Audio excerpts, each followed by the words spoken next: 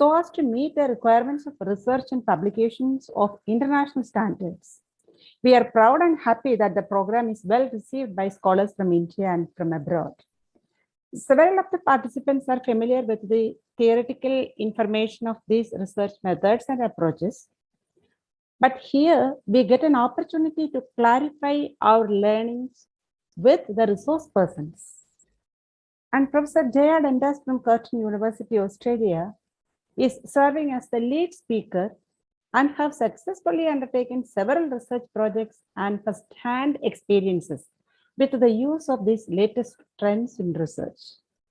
And today's topic is grounded theory approach in research.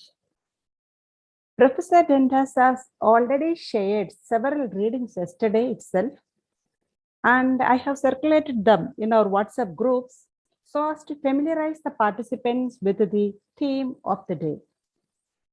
But after going through these readings, some of my scholars have come up with certain clarifications on how grounded theory and thematic analysis are related and how they are different and so on. And I'm sure Professor Dandas would be happy to explain them and clear the clutch. On behalf of the University of Calicut and the Department of Women's Studies, I extend a warm welcome to my dear friend, Professor Jaya Dandas. I also welcome all my fellow learners who are research guides, PhD scholars, and young scholars at their PG level also, coming from various disciplines to the day's discourses. So once again, I extend a hearty welcome to one and all. Thank you. Thank you so much, ma'am. Now I invite Reja, research scholar, Department of Women's Studies, University of Calicut, to introduce the speaker. Thank you, Dinda. Good afternoon, everyone. My name is Raja Sulaiman. I'm a research scholar at the Department of Women's Studies, University of Calicut. I will just quickly read out the profile of our research person today, Professor Jaya Dandas. Dr. Jaya Dandas is currently the Deputy Chair of the Curtin Academic Board, Professor in the School of Population Health, and Dean International in the Faculty of Health Sciences. Since 2018, she had led the Faculty Global Positioning Portfolio and previously held the Director of Graduate Research role. As a teaching and research academic, Professor Dandas leads a program of research in refugee and migrant health, teaches in the MPH program, and is an experienced PhD supervisor. In her 34-year career, she has worked in India, Kenya, Uganda, Rwanda, and Australia, and received a National Award for University Teaching, and is President of the Australian Graduate Women, and has been a delegate to the Commission on the Status of Women at the UN. Having held leadership roles, she has multi-dimensional lens on teaching, research, leadership, values, gender, and diversity. So once again, I welcome Professor Jaya Dandas to deliver today's session. Over to you, ma'am. Thank you. Thank you very much, Professor Molly, and your team that is facilitating this entire process. I know it becomes challenging across countries and distances and internet differences here. So I will just share my screen with the scholars and the audience.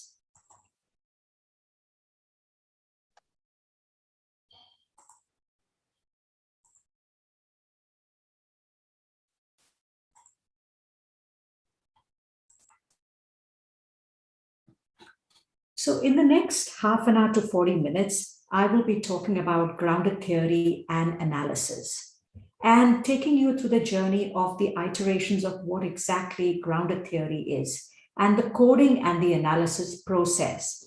I know some of you have asked about thematic analysis, some of you have asked about ethnography, and this is something that I'll talk about tomorrow. So tomorrow I'm going to deal with ethnography, I'm going to deal with thematic analysis and with framework analysis, which are other analysis techniques that you can use as scholars when doing qualitative research. But today I'm going to focus on grounded theory only so that it's easier for you all here.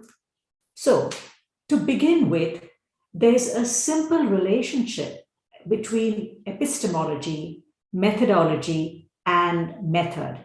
And I'd like you all to think about this a little more, as you're scholars and as you go on to become researchers and academics.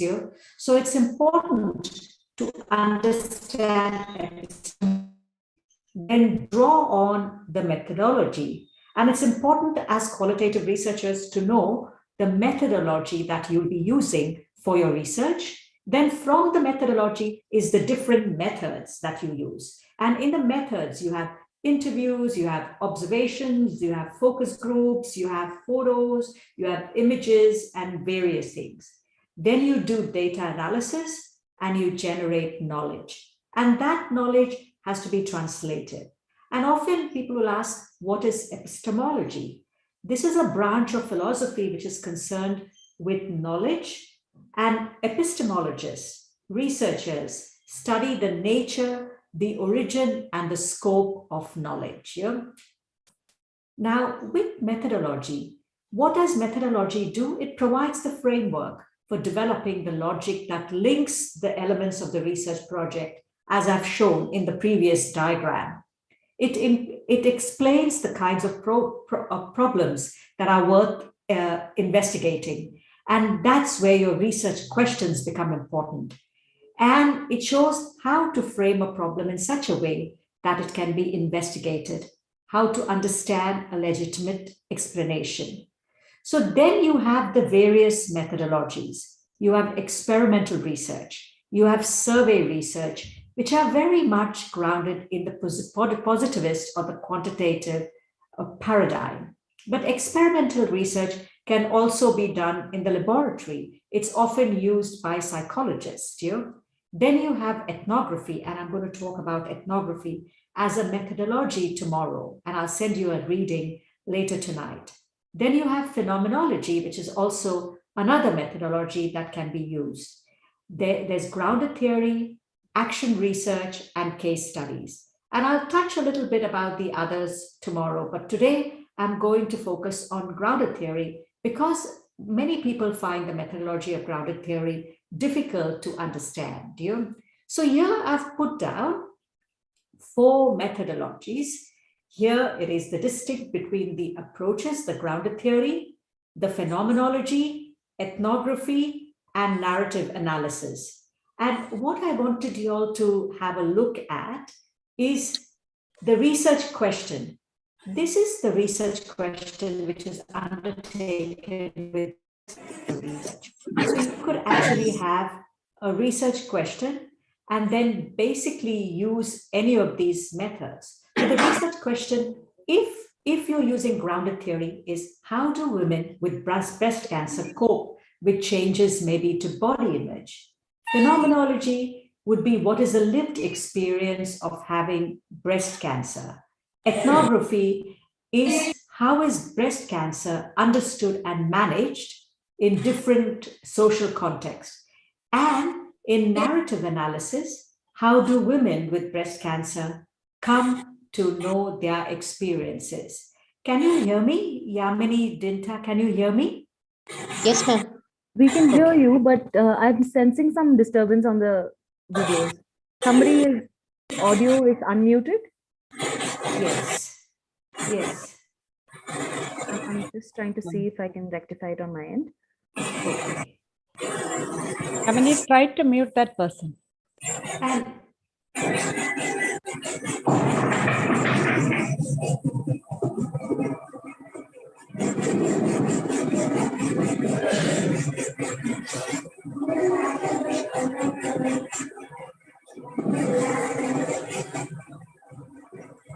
Yeah. Remember. That's Nasira. Could you mute her from your end, Dinda? I'm unable to find her.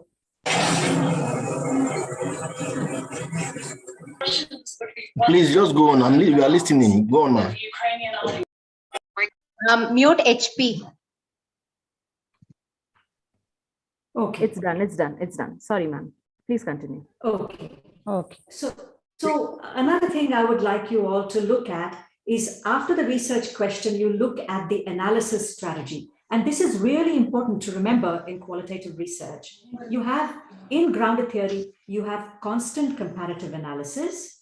In phenomenology, you have hermeneutic analysis. In ethnography, you have the translation, textualization of culture into writing. And here you can use thematic analysis and narrative analysis, where you use people's stories, women's stories, and it tells you in the last section, last column, the research project. What would be the research project for the methodology that you might use, And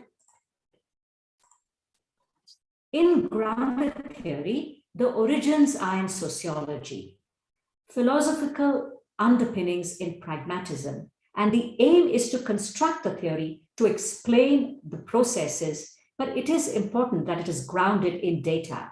And you'll have inductive and deductive data analysis, mostly inductive with coding and constant comparison. So, grounded theory is a qualitative research methodology that uses a systematic set of procedures to develop an inductively derived grounded theory about a phenomena. And that phenomena can be anything that you're researching. So in the previous example that I gave you, it was looking at breast cancer research. But I sent you 3 articles here, and my students, the PhD scholars who have done it, they have looked at, say, domestic violence faced by women and what is the experience of survivors. So there's different things that you could use. And one thing I'd like you to remember, I'm going to give you a little bit of a historical background, because it is something that has been done from 1967. So it's not new, it's over 50 years old. And it's a set of relationships that offer a plausible explanation of the phenomena under study. This was Strauss and Corbin, and they started this in 1965, mid-1960s, and it provides a comprehensive, coherent, and simple model for linking facts in a useful way. So it's the emic view of the world. This is important. An emic view is how your participants or the respondents see it. Theoretical sensitivity, what does also the text and the literature mean?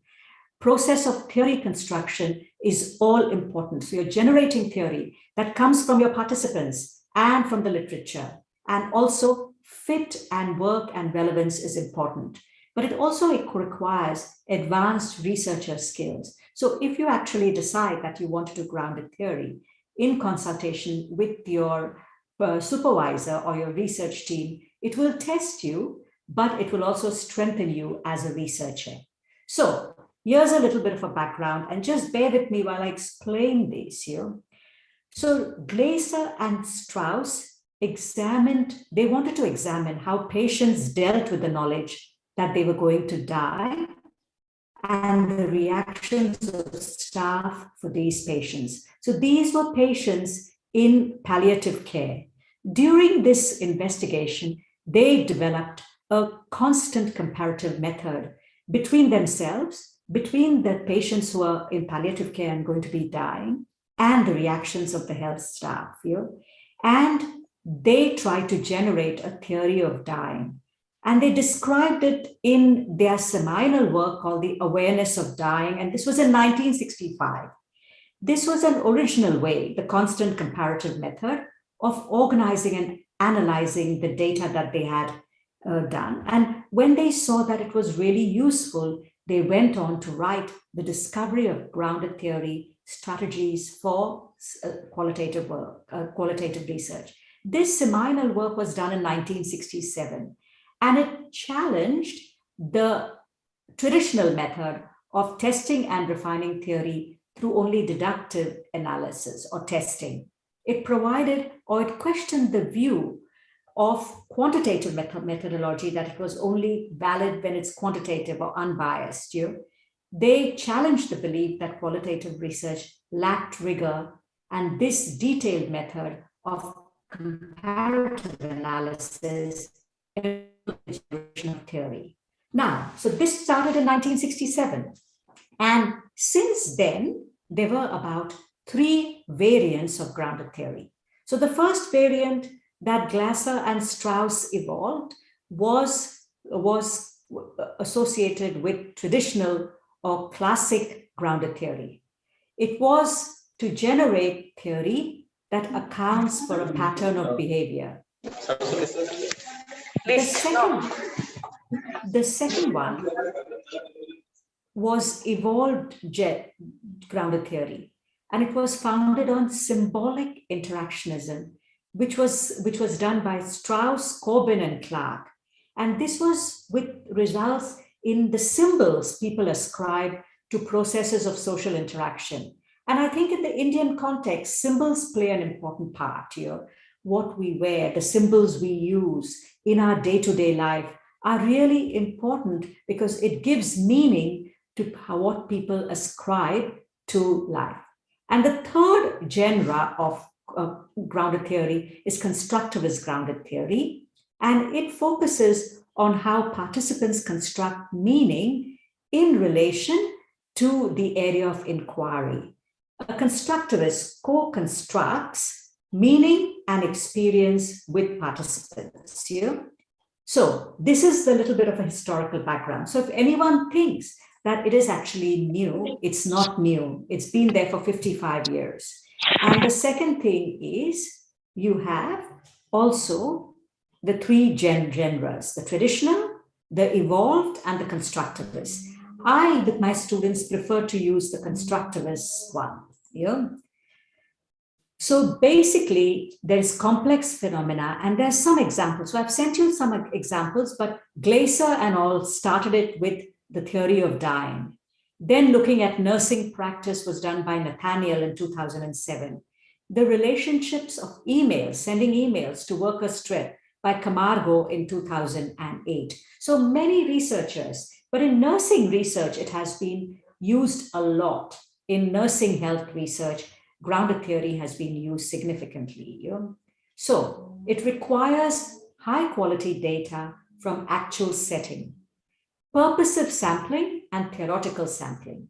So purposive sampling is you know your sample. So you want sample, like for example, when it was started, they wanted in the theory of dying, patients who were dying and healthcare staff who were supporting them. When my student did it, she wanted to know survivors who had faced domestic violence. So it's a purposive sample rather than any random sample or a snowball sample. It's a very purposive sample.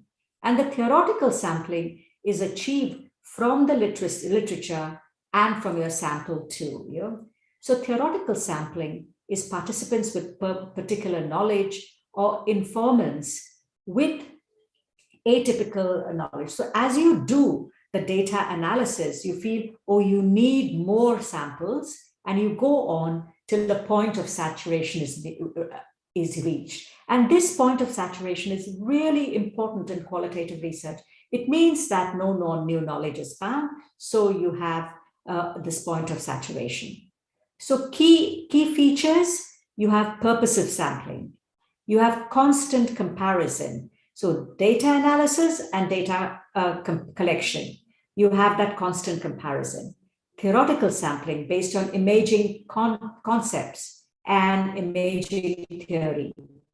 And then you have theory development, which is, it's not just descriptive research. So you will develop a theory about what you're going to research. Now, this is the background. And then we talk about data analysis, where data you get from qualitative data, which is associated with massive amounts of data, which has to be organized into themes and categories and codes. So the approach to analysis is influenced by the research question, by the research objectives, by the methodology and the data collection methods. So one thing all of you as researchers have to remember is whatever the methods you do and whatever the analysis you do has to then respond to your research questions or objectives. Are you able to achieve or respond to the research questions that you have set the research to do? Yeah? So you organize. The first is organizing data in a meaningful way and not losing any data. And it's also capturing significant ideas and then de-aggregating the data into key elements, yeah? And then abstracting the key elements from general to higher level concept, and then producing a theory-based hypothesis or theory. And then you describe your findings, yeah? So this is the general aim of data analysis. And you use in grounded theory, you'll use constant comparative data analysis. In some other methodology, you'll use thematic analysis. If you have lots of field-based data, you'll use framework analysis. How do you make it usable data? So you have observations, you have words, interviews, you have photos, you have images that you've taken in the field, and you have your own field observations that you have done. And you have to create this into usable data. Again, I've said it depends on the research question and the depth of information you need. What methodology have you used? Shorter open-ended comments versus longer open-ended responses. Yeah? So you gather the words. Yeah? So you decide you're going to do grounded theory. When you're going to do grounded theory, have your research questions. Then have your purposeful sample. And your purposive sample is participants, depending on your research question. And this is why interviews, discussions, or focus groups. And also you take into context the written word or the literature in grounded theory. And where are the words coming from? What is the context? Important of body language and pauses also.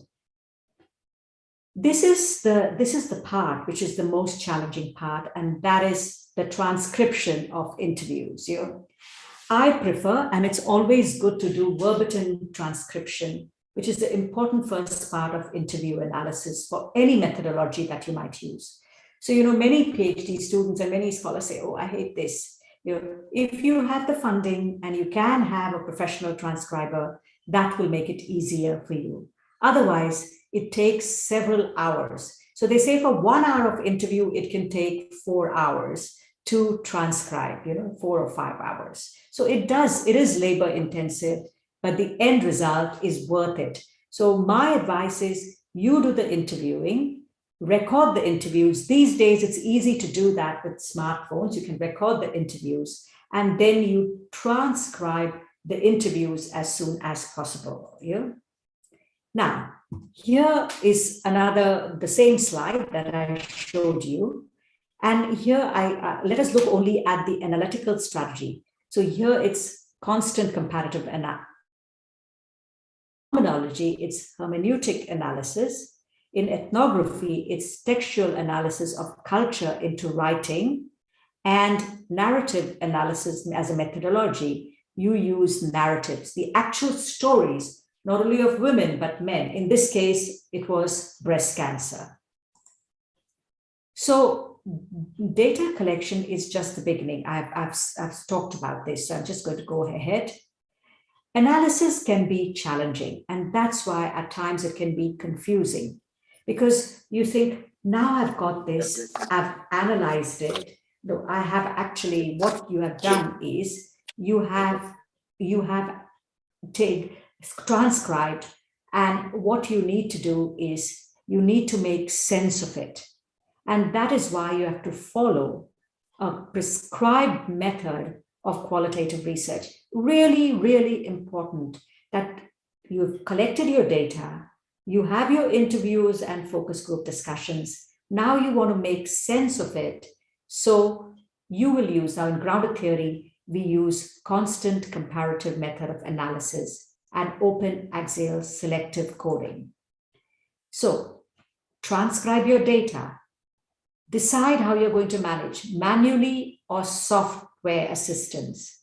Leave large amounts of margins for transcribed data add any clarifications, tidy the language, or do not tidy the language. So few things I wanted to say is, if it's possible, and if you have the chance,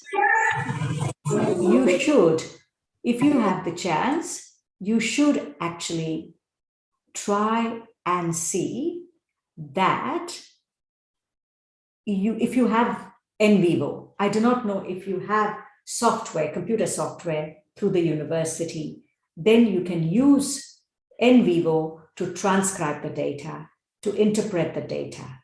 But at the same time, while you're doing your interviews, you also have your field notes here. And there's different schools of thought, but when you want to take actual quotes, you tidy up the quotes a little bit so that sounds, anything can be actually edited a little bit, but the actual words are there in original form. So basically, when is how much attention is to be placed on various comments? To what section is this belief, attitude, or knowledge shared by others? What are the major findings? What are the minor findings?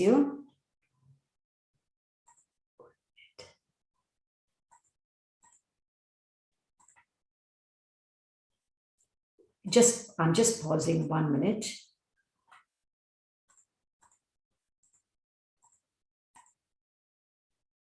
I've just lost a couple of slides.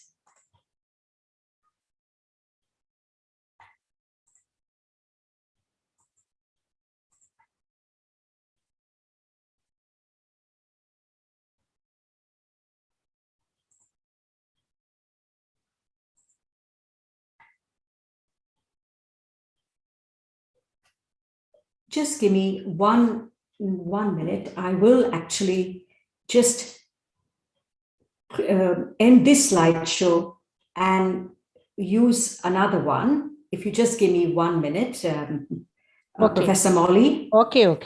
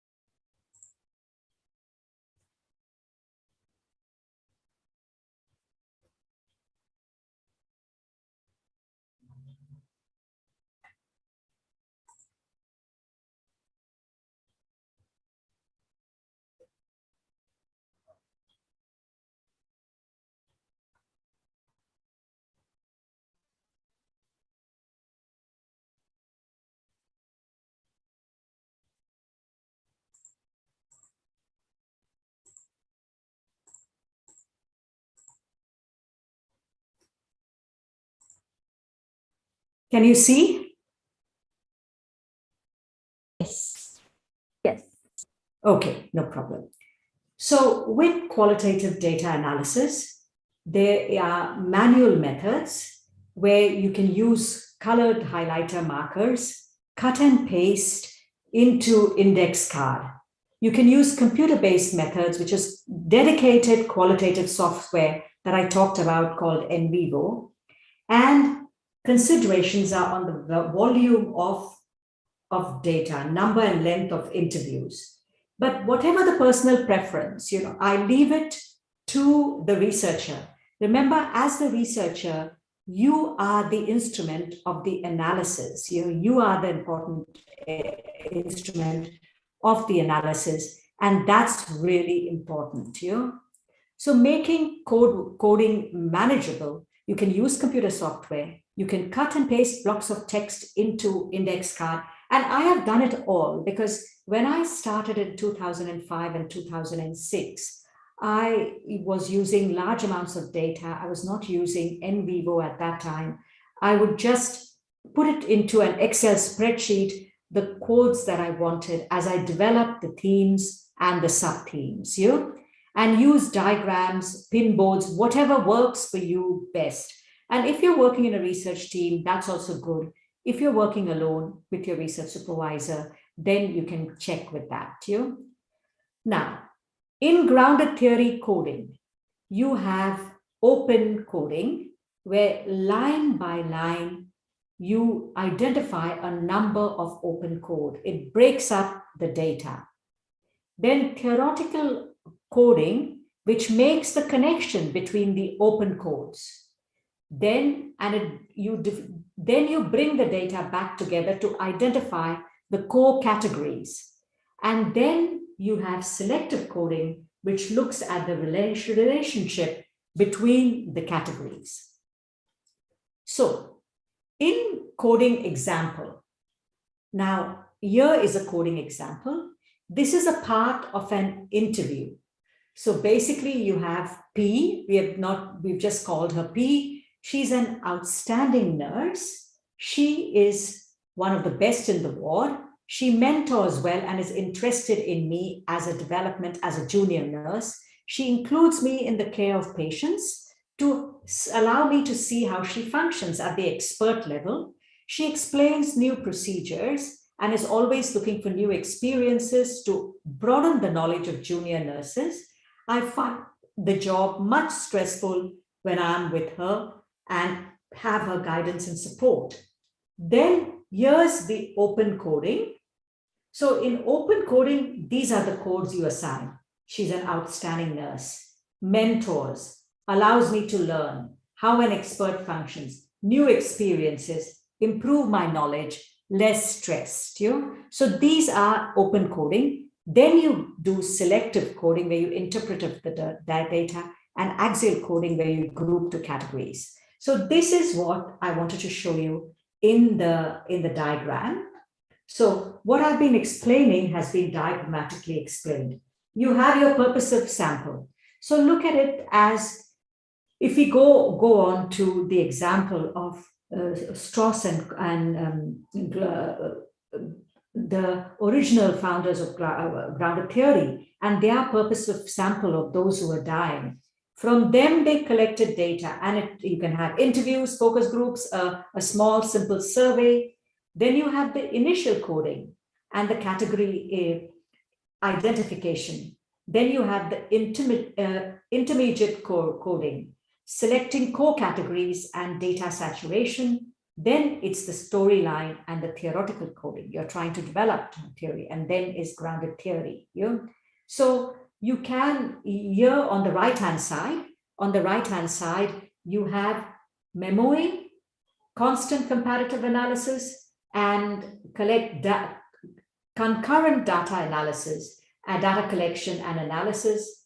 And on the left-hand side, you have theoretical sampling and theoretical sensitivity. So coding is a word or a sentence or a phrase that you determine represents an aspect of data or captures the essence or feature of a data. So some people call them labels, some people call them nodes, but coding or code is the word that is used in grounded theory.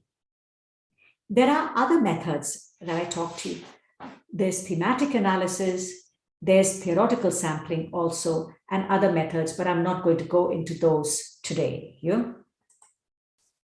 There's content analysis also, where it looks at quantifying qualitative data. We've talked about narrative data analysis and discourse analysis. So the relationship between discourse and reality and how you can use this to construct and shape the world. And semiotic analysis, which is the in-depth analysis of text and words used to understand content and omissions. So, in qualitative data also, data analysis, you have solid forms of analysis that you can stretch yourself as a researcher. Now, analyzing short open-ended response, read through the text, briefly note some common themes, and the larger common themes can be allocated to a color or a number, and reread the text in depth. Codes can be counted. So basic content analysis is this, where you look at the content and what codes can be developed. So characteristics of in-depth data is lengthier, it's rich, and this is really important, that you try and have some rich, in-depth interviews with the participants. It includes questions or raises issues which encourage the participant or the respondent to provide longer responses. So what happens is, when you have in-depth interviews, you'll have longer responses. When you talk to people about sharing their views, if they're sharing their answers, and basically it cannot be adapted to quantitative methods of analysis, because you can't do this. When you have in-depth data, you need to use one of the qualitative data analysis techniques. So important thing is data immersion, coding, creating categories, identifying themes.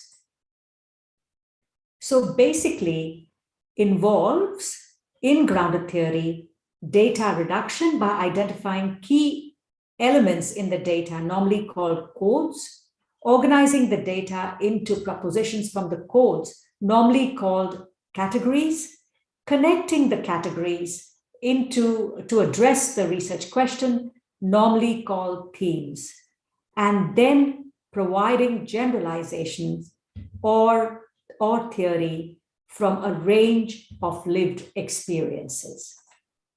Now, coding is cyclical. So coding is cyclical, and you have coding is not just labeling, but it is linking from the data to the idea and back. So this is a cyclical diagram which helps you understand concrete experiences, the data, the transcripts, and the node, then the familiarization, then the extraction of the key concepts, and the active look for patterns or tests here. And then finally, this last slide in many ways explains. You see, it explains. You have pain relief is a major problem when you have arthritis. Sometimes the pain is worse than at other times, but when it gets really bad, it hurts. You don't want to get out of bed. You don't feel like doing anything, and any relief you take may be temporary from the drugs you take or partial. So here is some of the larger codes: arthritis, intensity of pain, partial pain relief, lethargy. And then when you go pain relief, effect of arthritis. And some of the larger theoretical propositions that you'll make are arthritis can be disabling and pain is difficult to manage. So what I'm going to do here, Professor Molly, I'm going to stop at this point and then throw it open to questions. I've given a broad overview. It is a short and a broad overview, but let the questions come so we can address the questions from the people. Thank you very much. Thank you, Jaya. Now, Binta, can you look into the questions and read out them? Yes, ma'am. Till now, there are no questions, but the floor is open for questions. Either you can type and.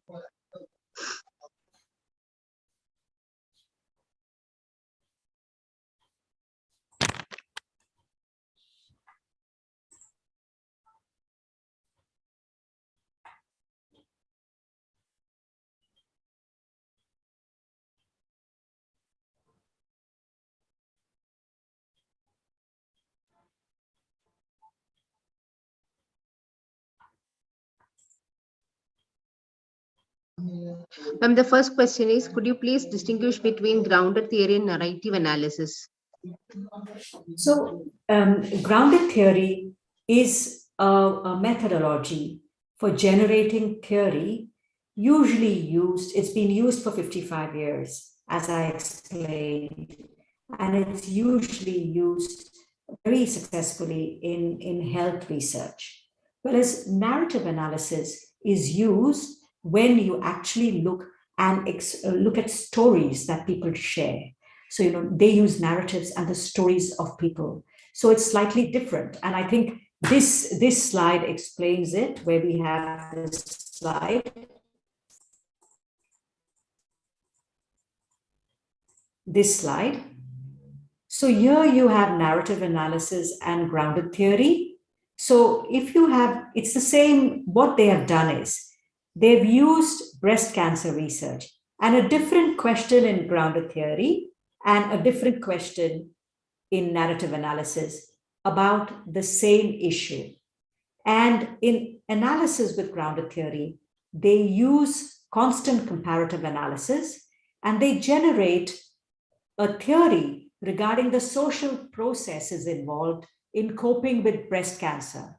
Whereas in narrative analysis, they share the stories and experiences and voices of women's narrative accounts when they talk about their breast cancer experiences. It could be experiences of actually having the disease, the treatment, and post-treatment experiences.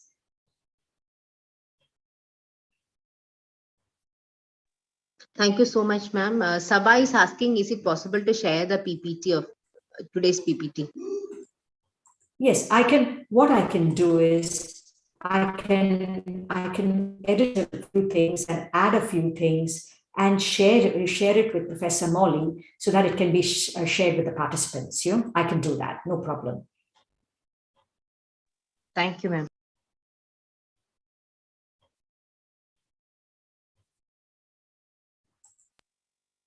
The next question is, while drawing up categories and themes, is there a possibility of overlapping? Can the themes and categories look too similar to each other? How to address that? Actually, no. Usually the themes and categories may not overlap. You have to try your best as a researcher to see that they don't overlap, that they are different. So as you saw in the last slide with the arthritis, when you looked at that, wait, let me just show you. See this? These were the codes, like arthritis, intensity of pain, partial pain relief, lethargy. You see, so there's different, there might be some overlap in the issue that we are addressing, which is here arthritis and pain relief from arthritis. But the categories you draw, you have to try and see that they are distinct. It'll just help you with that, with your analysis in some ways. Thank you, ma'am. The next question is, can we use grounded theory in mixed method research? Yes, you can use grounded theory in mixed method research. That's not a problem. In fact, you can use grounded theory with mixed method research. It's not a problem. Okay, ma'am. The next question is, can grounded theory be used in case of why women vote and the power relation involved in the participation in the political processes? Yes, you can use grounded theory in all of that. So actually, you're generating a theory of women participation in voting and power relationship. But the more complex you make your question, the more complex it will be.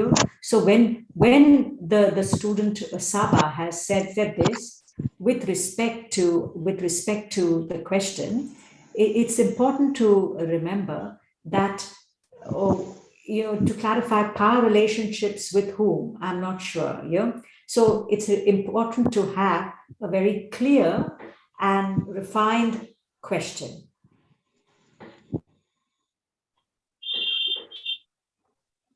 Thank you, ma'am. The next question is grounded theory limited to traditional symbolic and constructive explanations alone? The ones that I explained is the grounded theory, the genres of grounded theory are, yes, traditional, evolved, which is symbolic interactionism, and constructivist. These are the three genres of grounded theory, yes.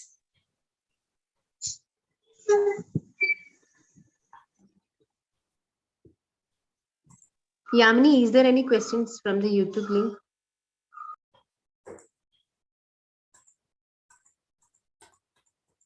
Give me a second, Linda. I'm just going to get back to you. Yeah, there is no questions. The next question is, could you share, one second, ma'am. Could you please share some articles on narrative analysis? Yes, I can share. I can share some articles on narrative analysis and send it to Professor Molly, and she can share it with the group, no problem. Sending articles on any aspect is not a problem for me. So Professor Molly can just let me know and I can send the articles, because I have a huge library because I teach qualitative method, but I also have access to the library. So I can share that with you all quite easily.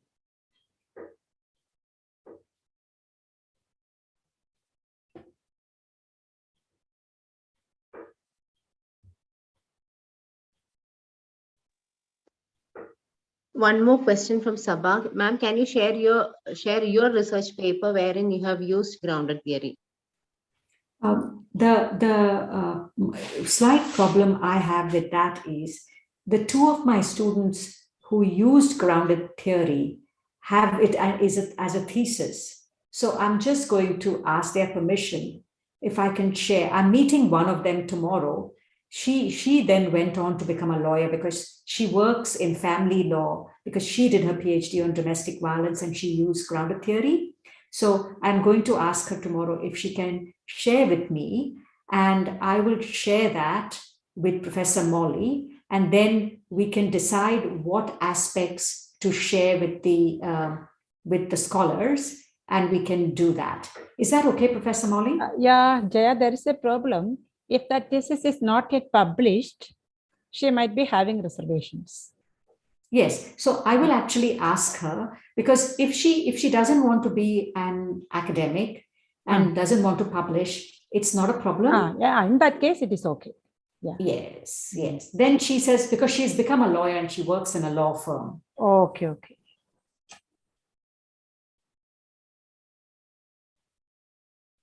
Any more questions? If you have any more questions, please type.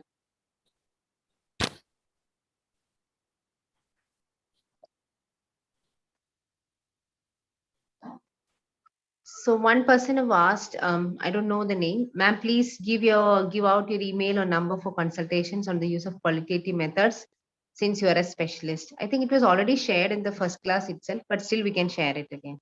Yes, my email is freely available, so it's not a problem.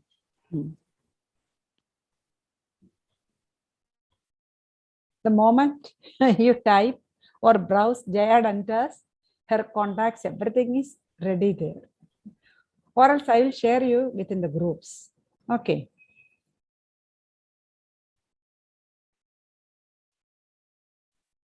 There are many requests coming from sharing the article. One more request is from, please share anything related to nursing studies, nursing related articles. Yes, I can share that. I have articles, I can share that. I think I will look at the articles that I sent Professor Molly yesterday, if there's any nursing one, and then I can find out and I can send. That's not a problem. Yeah. See, one of these articles was based on nursing only.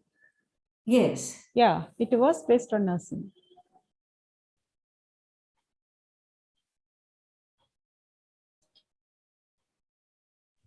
Any further questions from participants?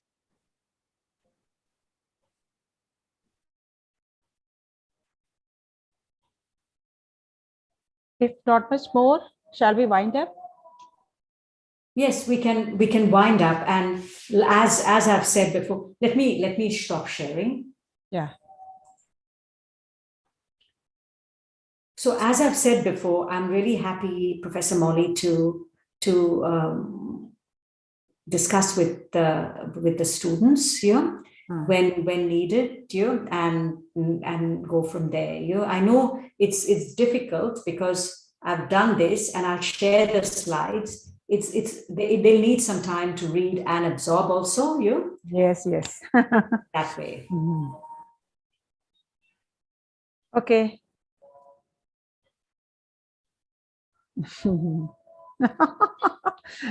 So some of the scholars are willing to become your students. My God.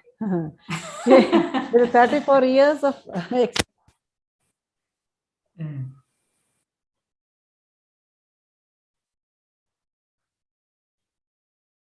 Ma'am, shall we wind up?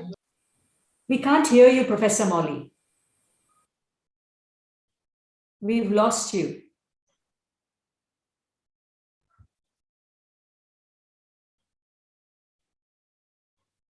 Ma'am, just 1 second. Let her join back. She's here. Yeah, now we can hear you. But we can't hear her. No, we can't hear you.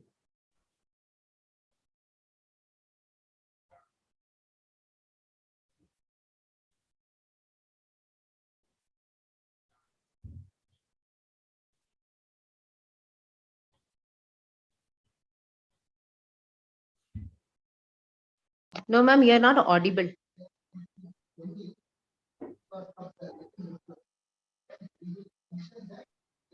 No. what about now? Now is fine. Okay. So anyway, it is really great that Professor Jaya has agreed to help the serious scholars who would like to get her guidance in the case of these sections or methods that she has handled. I think I won't agree with people asking me for help every time, every day. But Jaya is so willing to extend herself that she is ready to help if you are facing any serious issue with your analysis or your methodology. That is really great. And thank you so much, Jaya, for your kind words. And at today's session, the grounded theory, definitely it is a little bit complex. And I usually never ask the resource persons to share their PPTs. And I don't think it is fair. But I want the participants to go through the purpose she has shared, the readings she had shared yesterday. I have shared it in all the groups. So you please go through those purpose once again. A deep reading. And then if you are having clarifications, we will discuss it with her tomorrow also. Okay. So that's the best option. We have to read through the 3 readings. And Jaya, tomorrow we are again meeting with a little bit of ethnography, little bit of thematic analysis. These are all vast topics, but still tomorrow we will try to get more clarification, give more clarifications once they read through the readings once again. And we will have the discussion carried forward tomorrow. Yes. And so, thank you so much. Your PPT was self-explanatory. It was really so good, but you had gone through them a little bit faster pace. Yes. Faster. Yes. Yeah. Yes. So we people who are not used to this grounded theory or anything, we will take more time to get the connections of thoughts from one slide to the next. The participants, I think we are taking more time. So the remedy is with us only. We have to read the readings already circulated. Yes. And thank you so much. I will send some slides which you can share. I don't really mind, because if there is, I share these with my MPH students. I have a big class, so I do share it with many students. They have access to it. So I will just edit it a little bit, add some more. And for tomorrow, I'll send 2 or 3 readings, So you could actually look at, and this is work that my students and I have done and we have published, So one is on case study, one is on ethnography, and one is on some of the participatory methods. Yes. Yeah. Okay. Thank you so much. It was really great. And once you remove or make it shorter, it will be easier to share with others, the PPT. Yeah. Yes. Because this PPT was too congested, it was too long. Yes. And you have even skipped some of the slides. So please remove a few of them and then please share it with me. Thank you so much. I will do that. Thank you so much. And bye, everyone. All the very best. And I will see you all tomorrow. Yeah. Thank you. Thanks a lot. Thank you. Bye. Thank you. Bye. Bye. Bye. Thank you.